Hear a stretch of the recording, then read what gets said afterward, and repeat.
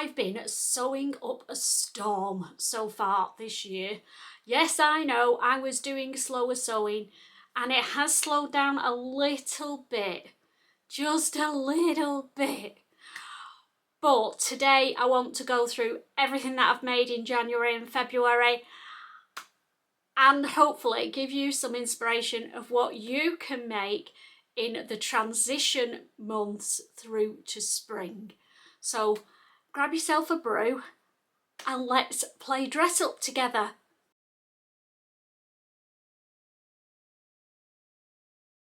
Hi there, I'm Christine, the Gemini Stitcher, and welcome to my dressing room.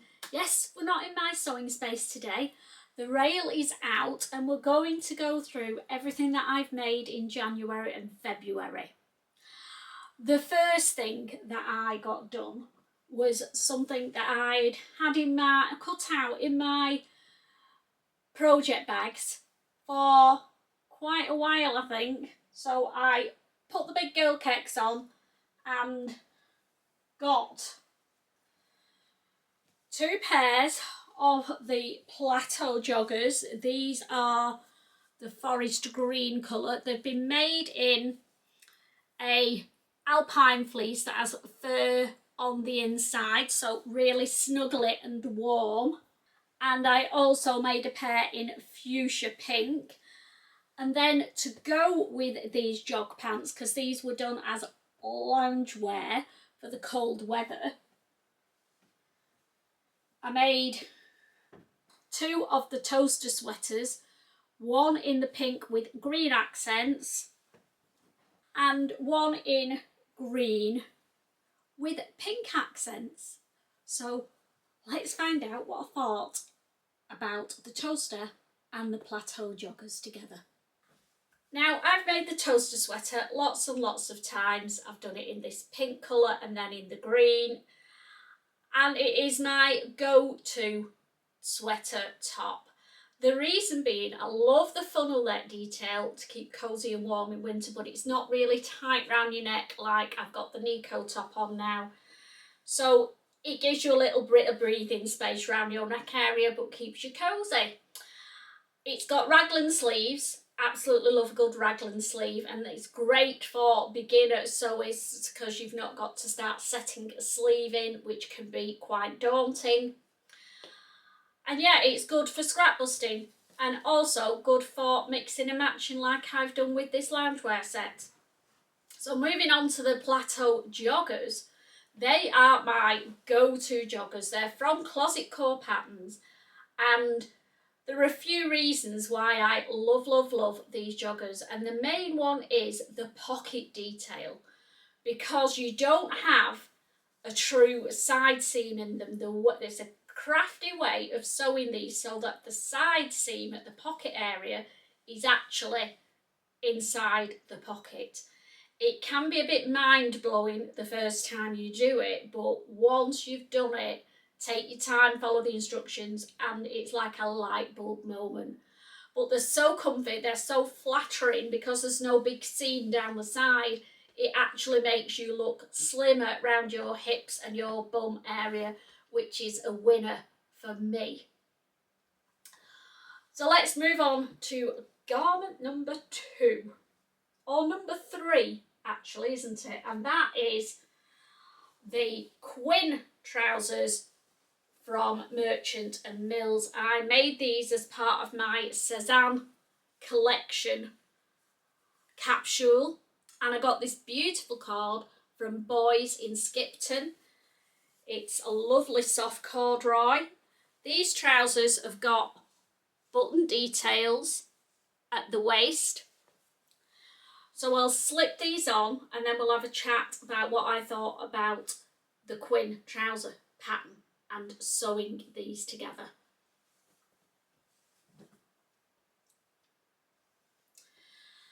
So the Quinn trouser pattern is from Merchant and Mills. As I've already said, there's no front zip in these and no elasticated back. The way that you gain access is by button down sides. So they're a sailor style trouser. I shortened mine by a good 4 inches in the leg, and then I took an inch out of the rise in the crotch area front and back. Otherwise they'd have ended up under my boobs. They lie mid-waist area. Now they are not an easy sew. I'm just going to fess up on that one. They were one of my challenging sews that I set myself this year, because there's going to be a few more challenging sews. And the reason I'm saying that is because where you do the button and placket area at the side of the pants can be quite mind-blowing, I've got to be honest. The instructions are quite good on the Merchant and Mills instruction booklet, but they're definitely not a beginner pattern. I think they're not even an advanced beginner. I'd say they're an intermediate pattern. So if you've been sewing and you're getting a little bit bored with what you're doing and you want to progress your skills, then look at the Quinns. Moving on to my first proper bag. This is the Teloujay bag from Country Cow Designs.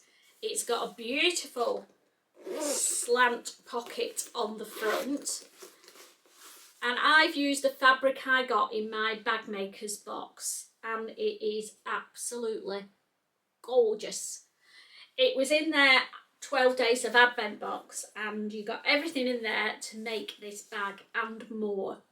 So I've lined it in the same flowery fabric, gone totally OTT, and I've got a matching strap. Now on the pattern they do tell you how to make your own strap that matches the bag, but I got this that matches in the bag maker's box, so it seemed silly not to use it. So what do I think of the Teloujay? Well, I've got to be honest with you guys, I really, really like it. And it's not been used that much because it's very spring-like in the colours that I've used in the pattern. So this is definitely my spring everyday bag. And I will definitely be making some Country Cow Designs bags again in the near future. What would I say about the difficulty? Well, it's not for a beginner bag maker. It's for somebody who's made a few tote bags and wants to progress. There is an amazing sew along that goes with it, and I will put the link to that in the details below. So you can do the sew along, and that's how I made this. But again, the pattern details are very, very detailed. They hold your hand all the way. And yeah, get yourself a Teloujay bag for spring. You won't regret it. Next up, I used some fur that I'd had in my stash for far too long, over a year. And I only had, don't even think I had a metre of it if I'm honest. So there wasn't very much that I could do with it, but I just loved it. It was a remnant at Abercarn's in the bins, and I just had to take it. I didn't even measure how much of it there was, silly me, because I wanted to make a jacket and then realised I didn't have enough. So I've made it into the Wildwood gilet from Helen's Closet. The Wildwood is a really good beginner pattern for a jacket. The only difficult thing in that pattern is all the bias binding. As you can see, I've put bias binding all around the edge of my gilet. There's a lot of it. I didn't make it myself. I bought satin bias binding on Etsy, and I will put the link for that below. It has some cute pocket detail on the front, and can adjust the fit of it at the sides when you're making it. And it goes through how you do that really, really easily, so you can get a really good fit on this gilet. And it's great for layering when you think it's warm, like today. It's sunshine out there, but it's flipping freezing. So that was the Wildwood gilet, and I got some fabric out of my stash and into my wardrobe, which is a win. Now we're looking at two garments here, but I made these together on the retreat when I went down to Anglesey last time with Steph. So the first thing that we made was the Teifi Cardigan from Itch to Stitch. It has statement breast pockets and it's just a little Chanel style cardigan stroke jacket because it's got a collar on it, and I've made this in some cordage jersey. Now the pattern says to use structured knit fabrics, which this is, so something that's quite a bit of weight to it but not a lot of stretch is basically what they mean. So your punties, your corded jerseys, anything like that. You could even make this in a woven, to be honest with you. Obviously then it would be a jacket, not a cardigan, but you don't need the stretch, so I would say structured jerseys or woven fabrics are fine for the Teifi cardigan. And then we've got the piece de resistance for this year, well, one of them. I've made the dress, the shirt dress that I absolutely love, love, love. It's the Ladera Dress from Itch to Stitch again, and it's got a very cute tie fasten on the front. There's buttons down the front, all the way down the front. The back fits in at the waist and has got a yoke detail, and these two go really well together.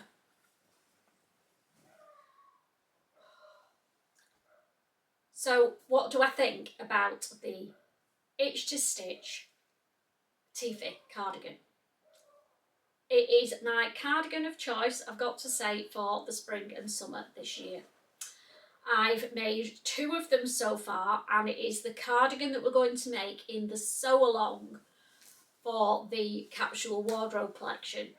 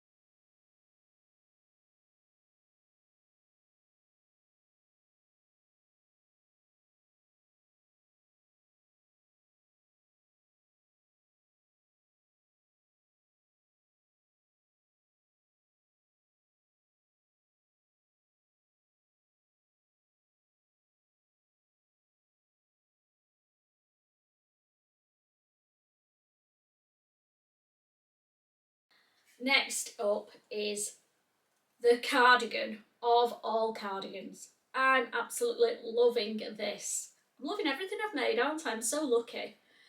This is the Cursy cardigan, and it's a waterfall cardigan but can be tied and wrapped round and high up and all snuggly if you want to on a cold day, and then have it open on a warmer day. You can make the tie belt to go with it or not, it's entirely up to you. And it's a really good fit. What did I think of the Cursy cardigan when I was making it? I made mine in this beautiful, lightweight, open knit fabric that I got from Guthrie and Garney. And it was easier to sew than I thought it was going to be. Now, what difficult bits were there in the Cursy? It's taking your time. There's not a lot of pattern pieces, but it's constructed a little bit differently than a normal cardigan because of the waterfall detail on it. So make sure you understand which pattern pieces are which, because I got a little bit confused, I'll be honest. And just take your time. The only difficult bit really is what you're going to do to finish that front edge of the Cursy.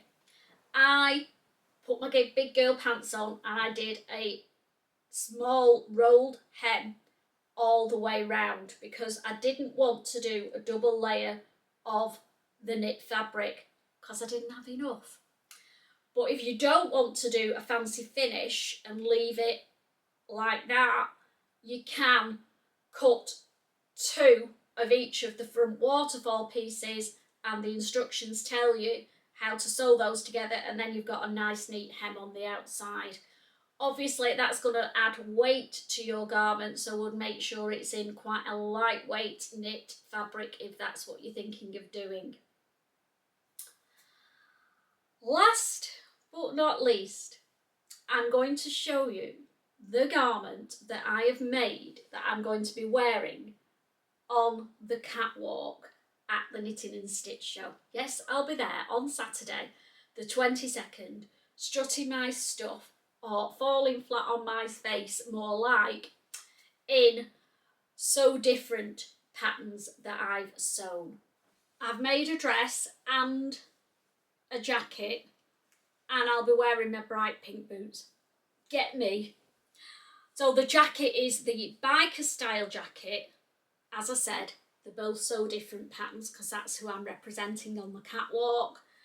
I've done it in a fur back, beautiful fuchsia pink, nice soft cord, and it's all been bias bound inside and out, round the outside and round the cuffs as well.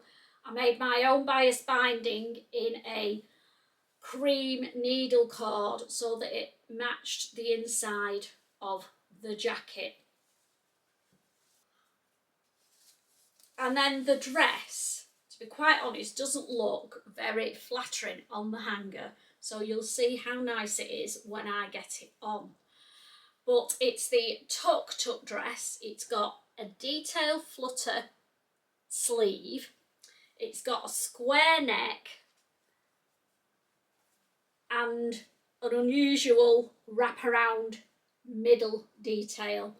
Now, I've said already it's all about the detail with me in 2025, so to emphasise the seam lines on this dress, I've bias bound all the seams down the front, the neckline, and all the way round the tie, and I've used the same bias binding for the ends of the tie.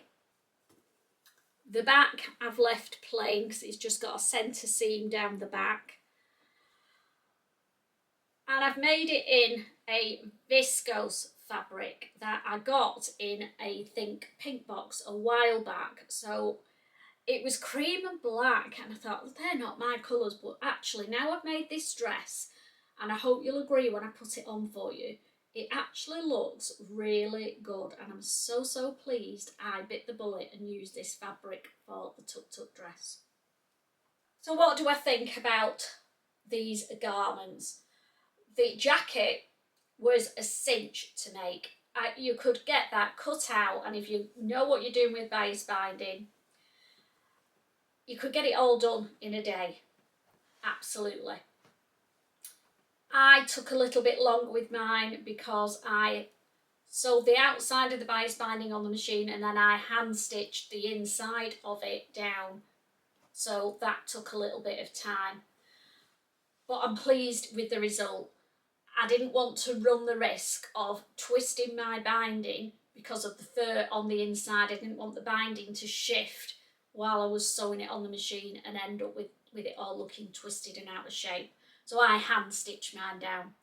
You can make it easier by, again, using facing pieces. So you cut 4 front pieces instead of 2, and then you can have the same fabric on the inside, and then there is a back neck facing that you can use, so you don't actually have to do any bias binding on this jacket if you don't want.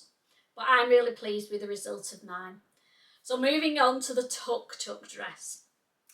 What did I think of the Tuk Tuk dress? Now this looks like a really complicated sew, but I've got to be honest, it's not. I'd say it's probably beginner to advanced beginner.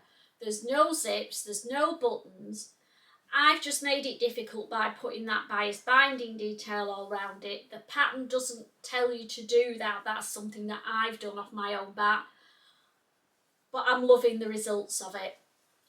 I love the way the front waist ties, it wraps around the back and then back round the front again and cinches you in at your waist without making it look huge.